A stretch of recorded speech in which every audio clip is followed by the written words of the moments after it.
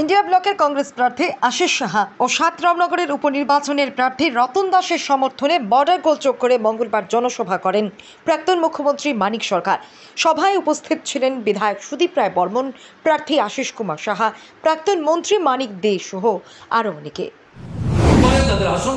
এই সরকারটা যে আসতে পারে না, এবং এটা এমন একটা সরকার ত্রিপুরার যে চলছে, বিধানসভা তৈরি হওয়ার পর থেকে এত কম ভোটে কোন দল এর আগে ত্রিপুরায়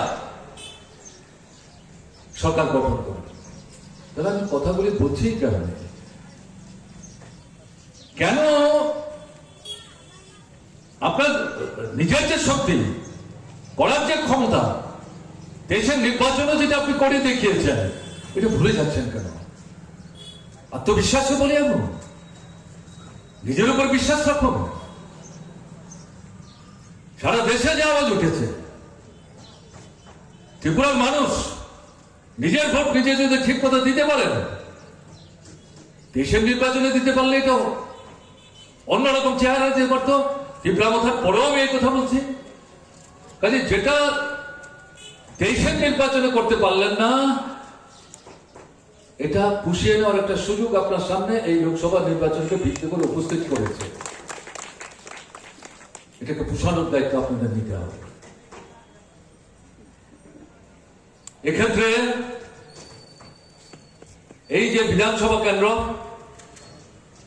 এই কেন্দ্রে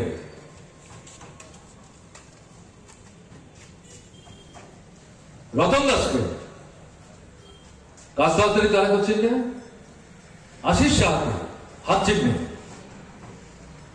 বিপুল ভাবে ভোট দিয়ে এই বিধানসভা কেন্দ্রে তারাই যাতে ১ নম্বর হন, তাকে নিশ্চিত করে, একদিকে রতন বাবুর জয়কে নিশ্চিত করা এবং আশিস বাবু সামগ্রিকভাবে পশ্চিম আসনের জয়ের ভিত্তিকে পুক্ত করার জন্য এখান থেকে ১ নম্বর হিসাবে তাকে জয়ী করে পাঠাবার দায়িত্ব কিন্তু আপনাদের নিতে হবে।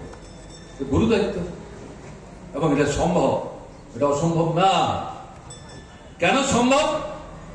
এটাই আপনাদের উপলব্ধির মধ্যে, আপনারা জানেন, তাও আবার উপলব্ধির মধ্যে নেওয়ার জন্য আমি দেশের নির্বাচনের এই তথ্যভিত্তিক ঘটনাগুলি আপনাদের সামনে তোলা প্রয়োজন বলে আমি উপস্থিত করার চেষ্টা করলাম। খুব খারাপ পরিস্থিতি দেশে, এরা যদি দ্বিতীয়বারের জন্য সরকারে আসে, ভারতবর্ষ ধ্বংস হয়ে যাবে।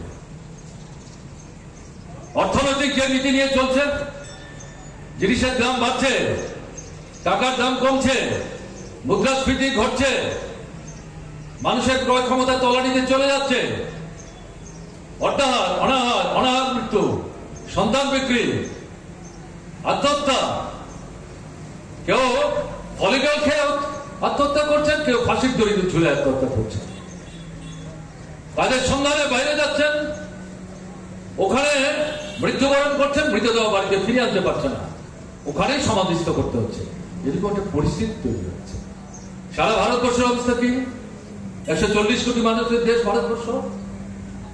আমাদের দেশের 18 থেকে 35 বছরের যারা নাগরিক, তাদের সংখ্যা 100 জনের মধ্যে শতকরা 66 জন। যুবক পৃথিবীতে কোন রাষ্ট্রে এত বিরাট সংখ্যক যুবশক্তি নাই। তাহলে এই যুবশক্তির হাতে কাজ নাই, বেকার। প্রতিশ্রুতি দিয়েছিলেন 2 কোটি চাকরি দেবেন, তাহলে 10 বছরে 20 কোটি চাকরি হওয়ার কথা, কোথায় চাকরি?